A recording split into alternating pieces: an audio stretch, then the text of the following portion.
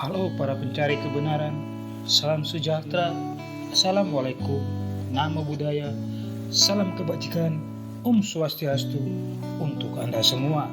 Dalam pencarian kebenaran kita kali ini, saya ingin kita mengetahui bahwa ada suatu peristiwa atau pertempuran yang hampir membuat punah Kristen dari Eropa.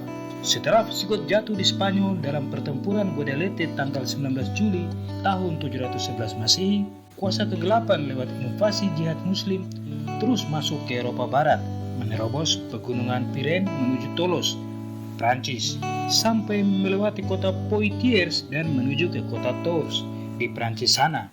Peristiwa yang menyelamatkan kekristenan itu dikenal dengan Battle of Tours tahun 732 Masehi. Jadi, siapkan kopi dan snack, kita akan berselancar ke masa lalu, tepatnya ke bulan Oktober tahun 732 di suatu tempat di antara kota Poitiers dan Tours. Berbicara tentang Prancis, yang pertama terlintas adalah Paris, kota cinta dengan menara Eiffelnya, dan juga Prancis dikenal sebagai negeri anggur dan negeri Napoleon Bonaparte. Kalau Anda sering berbelanja di Carrefour, itu juga berasal dari Prancis. Namun sedikit di antara kita yang mengetahui tentang kota Tours, salah satu kota di Prancis. Kota Tours adalah kota kapital dari Indre-et-Loire, departemen pusat pemerintahan Prancis Barat di Sungai Loire, dan juga pusat wisata untuk lembah Loire dan situs bersejarahnya. Catatan awal tentang kota Tours dihuni orang Roma Galik yang mendiami Sungai Loire. Orang Roma mendiami sepanjang tepian sungai dan menyebut kota ini dengan nama Cesaro Dunum. Pada abad kelima, kota ini disebut Turonorum. Orang Kristen pertama datang ke kota ini abad ketiga, dalam jumlah kecil tentunya. Setengah abad kemudian, di abad keempat, Santo Martin menjadi rasul bagi bangsa Galia, setelah ia dibujuk rakyatnya menjadi uskup bagi mereka. Bagi pencinta film, pasti mengenal atau mengetahui bangsa Galia dari film komedi Prancis tentang Cleopatra, di mana Asterix dan Obelix, dua pemuda kuat dari Galia, membantu Cleopatra yang dibentangi oleh mantan saya Monica Bellucci. Sebuah basilika atau gereja dibangun di atas makam Santo Martin, sehingga gereja itu disebut Gereja Santo Martin, gereja yang menjadi rujukan bagi peziarah Kristen di Eropa kala itu. Gereja ini dibawa nanti menjadi incaran para jihadis muslim dengan tujuan menjara kota Tours dan isinya. Kita langsung ke abad ke-8 di mana Battle of Tours akan terjadi.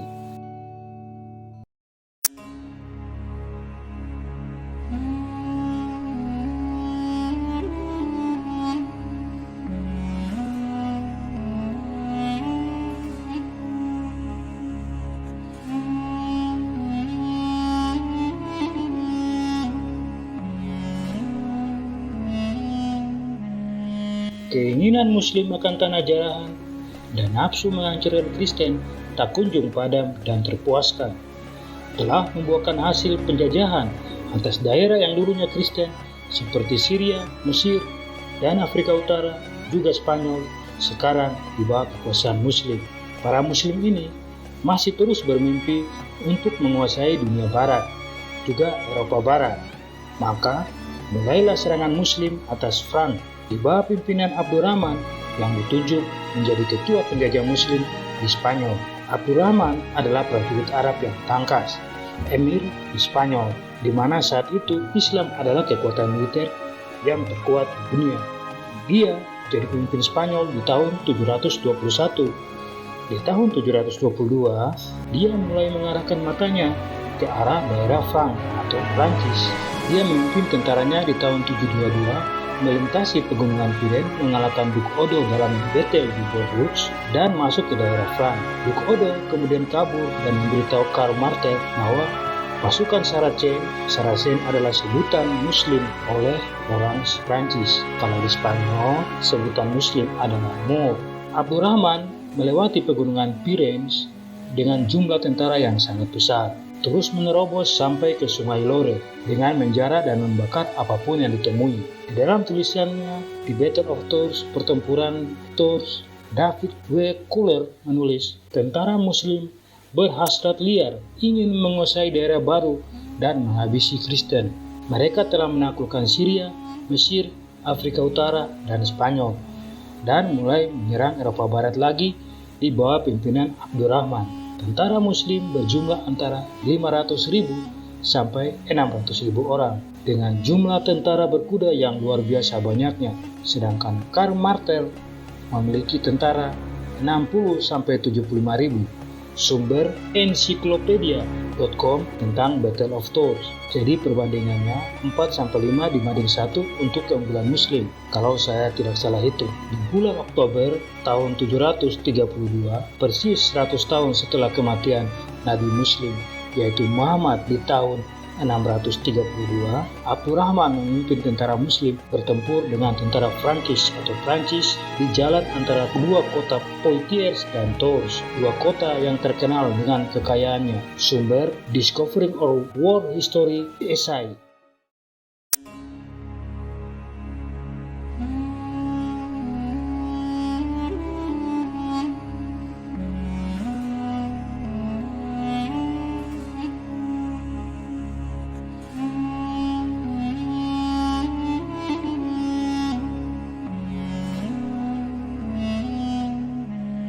Abdurrahman memimpin tentara infanterinya melalui pegunungan Pyrenees dan menuju Sungai Loro. Komandan Muslim bernama Al-Semak memimpin serangan pertama di Pyrenees di tahun 721, kemudian mendirikan pos militer di Narbonne. Al-Semak datang dengan tentaranya yang bergerak dari Rhône sampai ke Lyons dan Dijon, serta menghancurkan gereja-gereja dan biara-biara. Al-Semak belum puas dan mencoba menyerang Toulouse, namun digagalkan Duke Odo dan dipukul mundur. Sama persis yang dilakukan Nabi mereka Muhammad terhadap tempat-tempat ibadah non-Muslim, juga yang dilakukan Musa bin Nusair di Spanyol yang merubah gereja-gereja menjadi masjid. Di seri sebelumnya tentang invasi jihad Muslim terhadap Spanyol, Abdurrahman terus bergerak sampai mencapai Bordeaux. Membakar gereja-gereja di Bordeaux, Duke Odo mencoba menghadapinya, namun kalah dan kabur. Duke Odo memberitahu Karl Martel tentang kedatangan pasukan Saracen pimpinan Abdurrahman. Duke Odo bisa disebut juga Duke of Eudes. Setelah itu, Abdurrahman melanjutkan serangannya ke Eudes, tempat Duke Odo, di mana ia menghancurkan istana-istana, membakar gereja-gereja, dan menghayal untuk penjara gereja Santo Martin di Tours. Disinilah dia berjumpa dengan pemimpin Austrasia, Karl Martel, seorang ahli perang sejak masa muda dan terlatih dalam berbagai taktik perang.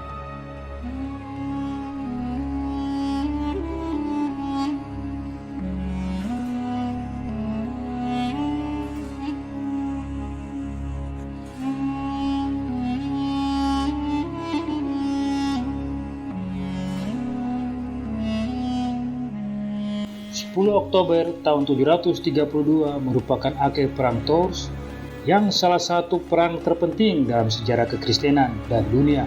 Karl Martel mengumpulkan bala tentaranya menuju ke kedatangan tentara Muslim dan bersiap untuk mempertahankan diri dengan menggunakan teknik phalanx. Teknik phalanx adalah tentara infanteri berbaris berlapis-lapis dengan perisai besar dan tombak-tombak yang panjang. Tentara Muslim menggunakan taktik yang berbeda. Tentara Muslim biasanya maju menyerang dengan jumlah tentara berkuda yang sangat banyak dan menggunakan taktik menebas habis yang dahulu biasanya membawa kemenangan bagi mereka. Akan tetapi, tentara Frank menggunakan taktik yang berbeda, yang terdiri dari prajurit infanteri yang menggunakan pedang, perisai, kapak, pelontar, dan golok.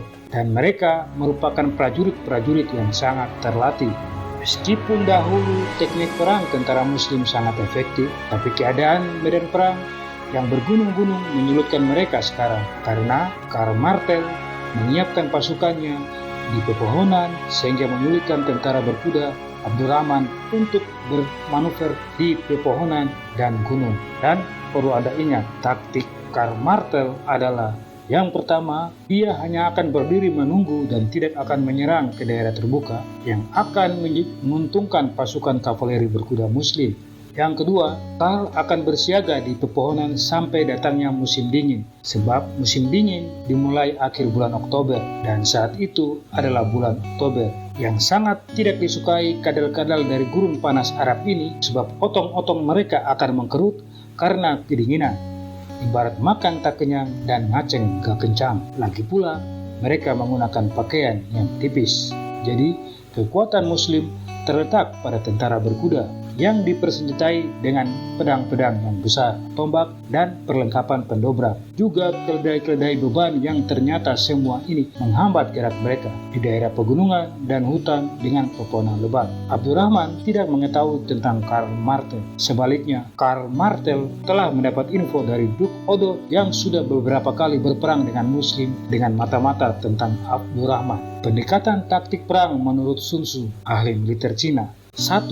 Menurut Sun Tzu, mengetahui musuhmu, maka 100 kali pertempuran pun kau akan tetap menang. Jadi untuk poin pertama, unggul Karl Martel, sebab ia mengetahui Abdurrahman dari Duke Odo dan mata-matanya. Mata-mata adalah senjata andalan Sun Tzu, dan Karl Martel benar-benar menggunakannya secara bijak. Poin kedua, menurut Sun Tzu, menguasai tanah, air, dan udara. Artinya menguasai iklim sekitarnya. Poin kedua ini pun unggul Karl Martel karena ia adalah orang lokal Prancis yang mengetahui iklim dan sudah menyiapkan pasukan di perbukitan dengan pepohonan yang rimbun untuk menghilangkan keunggulan jumlah pasukan berkuda Muslim. Juga Karl Martel tahu sebentar lagi musim dingin akan tiba dan tentaranya sudah siap.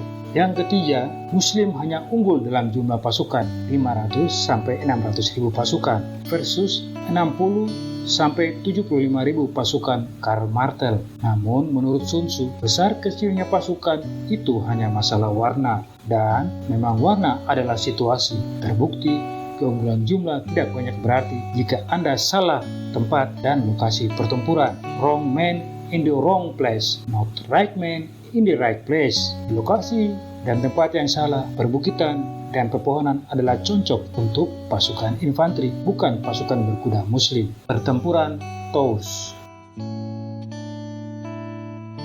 Perang ini merupakan perang langka di zaman abad pertengahan, di mana tentara infanteri berdiri kokoh menahan serangan tentara berkuda. Lamanya serangan atau perang tidak tercatat dengan tepat. Sumber Arab mengatakan perang berlangsung selama 2 hari, sedangkan sumber Kristen mengatakan perang berlangsung selama 7 hari. Sebelum perang Tours berlangsung, kedua belah pihak mengamati satu sama lain selama 7 hari. Dan Abdurrahman memanfaatkan ini untuk menunggu bala bantuan tentaranya datang. Kedua pihak dengan cemas menunggu kapan perang akan berlangsung. Di akhir ke-7, tentara Muslim tidak sabar dengan segera datangnya musim dingin, sehingga mereka maju menyerang tentara Frank atau tentara Prancis. Berikutnya saya akan menyebut tentara Frank saja supaya lebih enak. Karl Martel juga menyadari bahwa Abdurrahman bukan panglima yang bodoh. Serangan pertama yang diperintahkan Abdurrahman ini untuk melihat reaksi pasukan Karl Martel. Abdurrahman menggunakan serangan pertama pasukan Muslim ini untuk mempelajari reaksi Karl Martel. Ibarat ular yang melingkar menunggu mangsa lewat, silakan Anda gunakan sebatang kayu untuk mengganggu ular itu. Ketika kepala diserang, ekor bereaksi. Ketika ekor diserang, kepala bereaksi. Dan ketika badan ular diserang, kepala dan ekor sama-sama bereaksi untuk mempertahankan diri. Itu menurut Sun Tzu, dan Abdurrahman mempraktekkan ini. Artinya dia panglima yang cerdas, dan Karl Martel sadar betul ini. Menghadapi serangan pertama Muslim ini, tentara Frank di sebelah utara bagaikan gunung es dan tidak dapat dipukul mundur. Mereka berdiri kokoh, berbaris dekat satu sama lain, membentuk gunung es, dan tombak-tombak panjang mereka menghabisi tentara berkuda Arab yang mendekat. Tentara Frank berjuang dengan penuh semangat menahan serangan tentara Muslim. Moral pasukan tinggi di awal pertempuran dengan berpusat di sekeliling pemimpin mereka, yaitu Karl Martel. Tentara Austrasian bertahan dengan apapun yang dapat mempersenjatai mereka. Dengan mereka menebas pedang, kapak, dan tombak tanpa lelah melumpuhkan lawan. Abdurrahman akhirnya menyadari bahwa Karl Martel sudah sangat siap menghadapinya. Itulah akhir hari pertama. Perang itu berhenti sejenak. Tentara Frank menahan pedangnya untuk bersiap melanjutkan pertempuran di keesokan harinya.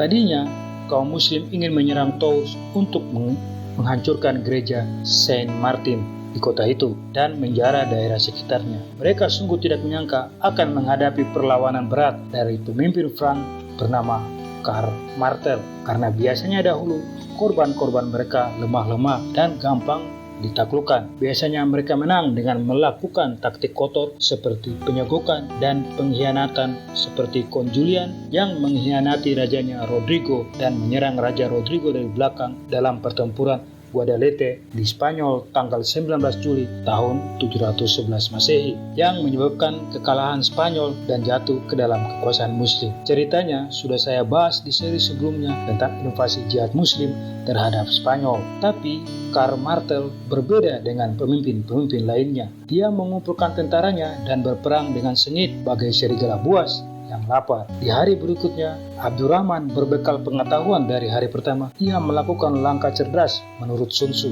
Jadi, menurut Sun Tzu adalah jika musuhmu memperkuat sisi kiri, serang sisi kanannya. Begitu juga sebaliknya. Jika musuh memperkuat bagian belakang, seranglah sisi depannya. Begitu juga sebaliknya. Jika musuh memperkuat semua sisi, maka dia akan lemah di semua sisi. Dan dia juga kalah jumlah. Pusatkan kekuatan dan seranglah musuhmu dengan kekuatan penuh, maka kamu akan menang. Di hari kedua ini, Abdurrahman memusatkan semua kekuatannya dan menyerang secara total dengan kekuatan penuh. Abdurrahman tidak seperti panglima muslim lainnya, ia berani, cerdas, dan tangkas. Ia memimpin penyerbuan di garis depan. Pasukan Abdurrahman terus mendesak pasukan Kristen Prancis di bawah pimpinan Karl Martel, dan kelihatannya tentara Prancis akan kalah. Menurut Anda semua, bagaimana Karl Martel bisa menang? Jumlah sudah kalah, pasukannya terdesak. Bagaimana Karl Martel mengambil keputusan?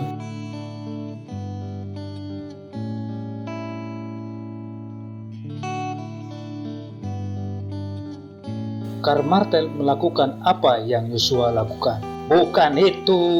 Bukan Yosua Nofrihansyah Huta Barat yang dituduh Sambo melecehkan harkat dan martabatnya, sehingga Yosua meregang nyawa di tangan Sambo. Rest in peace, brother Yosua. Ini adalah Nabi Yosua yang menggantikan Musa memimpin orang Israel. Apa yang dilakukan Yosua dalam Injil yang ditiru Karl Martel tercatat dalam Injil Yosua 8 ayat 1-29.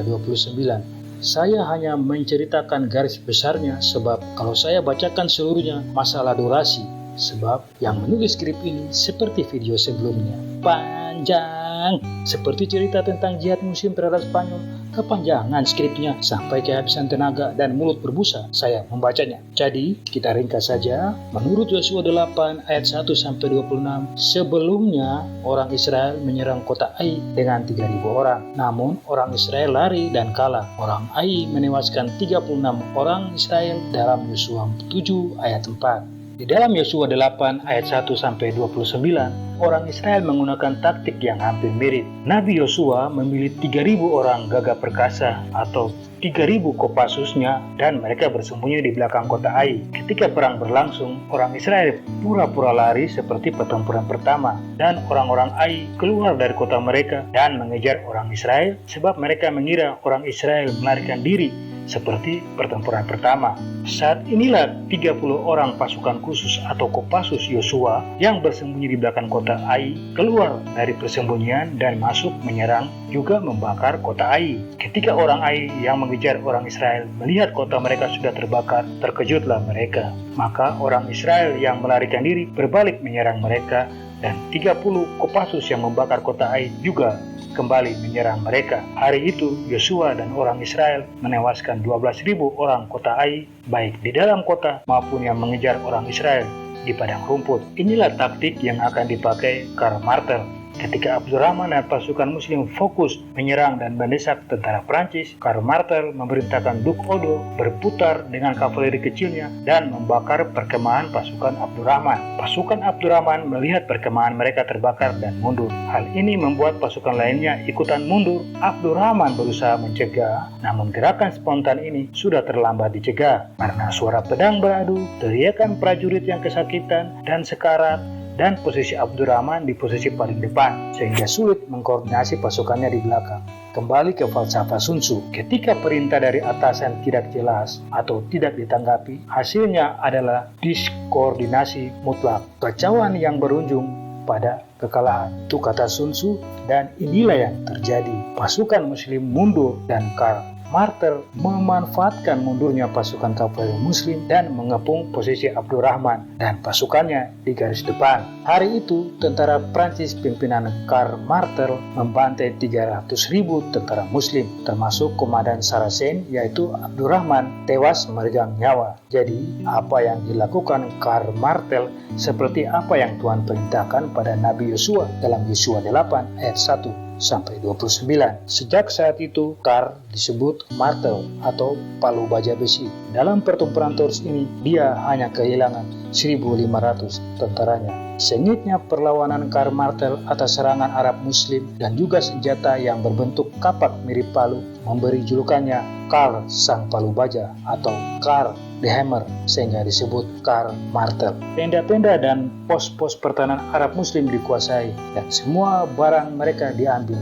Duk dari Aquitaine bernama Duk Odo yang bekerja sama dengan Karl Martel membunuh tentara Arab Muslim yang melarikan diri dari perang sebanyak-banyaknya. Bagi pihak Muslim, besarnya pembantaian dan kekalahan di tangan tentara Frank dan kematian pemimpinnya akibat mereka mundur jauh ke belakang dan melalui pegunungan Pyrenees pulang kembali ke kandang-kandangnya di Spanyol yang mereka jajah saat itu, yang mereka ganti namanya dari Iberia menjadi Al-Andalus. Kekalahan mereka begitu telak dan menyeluruh sehingga Arab-Arab Muslim tidak pernah lagi menginjakkan kakinya ke Prancis sampai abad ke-20, di mana Arab dari Afrika Utara datang ke Prancis sebagai pendatang imigran asing yang mencari kehidupan yang layak dan sekarang jadi benalu dan pembuat onar di Prancis. Yang saya heran, kenapa Muslim memaksakan penerapan hukum syariat mereka di negara-negara kafir, padahal di negara-negara Islam, hukum syariat justru menjadi malapetaka bagi mereka sendiri, seperti Afghanistan, Somalia, dan lain-lain. Hukum syariat yang sama hanya memproduksi kadrun-kadrun cumuk macam Taliban, Al-Qaeda, JI, HTI, FPI, ISIS, Bajak Laut Somalia, Abu Sayyaf, dan Boko Haram. Kalau ada yang belum saya absen dari pasukan Saracen ini, saya mohon maaf. Hasil perang Tours menyelamatkan peradaban yang hampir punah di tahun 732. Perang Tours merupakan perang yang sangat penting dalam penyebaran Islam dan terus berlangsungnya kekristenan. Perang Tours menentukan arah sejarah di luar apa yang dapat dibayangkan sebelumnya. Tentara Arab Muslim yang kuat menggedor pintu Eropa, tapi perang Tours merubah semuanya. Eropa selamat dari jarahan dan penjajahan Muslim sampai 700 tahun ke depan, di mana Muslim berhasil menguasai Konstantinopel di tahun 1453. Apes bagi Spanyol karena taktik kotor pengkhianatan Muslim, Spanyol dijajah 800 tahun sejak tahun 711 Masehi. Kekalahan Arab Muslim oleh tentara Frank di Tours dan Poitiers di tahun 732 merupakan titik balik sejarah. Jika Muslim menang, mereka akan terus menerobos Eropa Utara dan menaklukkan Gaul atau Galia Utara dan terus masuk ke suku-suku Jerman dan lalu masuk ke daerah Skandinavia. Jika mereka menang di Tours, dengan mudah mereka dapat menghancurkan kekuatan Kristen di Italia dan memaksa semua Eropa agar memeluk Islam. Tapi semangat juang tentara Prancis mengubah kisah sejarah di Perang Tours. Viva le Franc! Kekalahan Arab Muslim di Poitiers atau Tours merupakan kekalahan pertama bagi Muslim di tangan Kristen. Nantinya kekalahan ini akan terjadi lagi di Perang Reconquista atau perebutan kembali di Spanyol tahun 910 sampai 1492 dan Perang Salib antara 1096 sampai 1297 dan juga ditambah lagi dengan kemenangan tentara Kristen di Palermo, Lepanto, dan Vienna. Tapi akhir kemenangan Kristen masih ditunggu hasilnya 2 abad berikutnya.